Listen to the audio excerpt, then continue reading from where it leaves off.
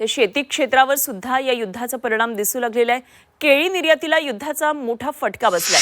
केळी उत्पादकांना 700 कोटींचा जवळपास हा आर्थिक फटका आहे। केळीचे 1500 ते 1750 कंटेनर सध्या अडकून पडलेले आहेत आणि हजारो कोटींचं त्यामुळे हे नुकसान झाले। व्यापारी वर्ग यामुळे मोठा चिंतेत आहे।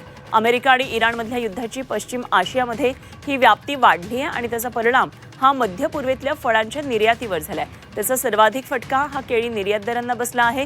पुरवठा साखळीच्या वेगवेगळ्या टप्प्यांमध्ये केळीचे 1500 ते 1750 कंटेनर सध्या अडकलेले आहेत। जहाजांच्या मार्गांवर शिपिंग लाईन्स तसंच संबंधित अधिकाऱ्यांकडून कुठलेही स्पष्ट असं मार्गदर्शन मिळत नाहीये, असं एक चित्र आहे। आणि याबाबत वेळेत मार्ग न निघाल्यास केळीच्या जवळपास 700 कोटींच्या व्यापाऱ्याला हा फटका बसण्याची भीती आहे। मुंबईतून मध्य पूर्वेतल्या बाजारपेठांमध्ये फळं पाठवली जातात।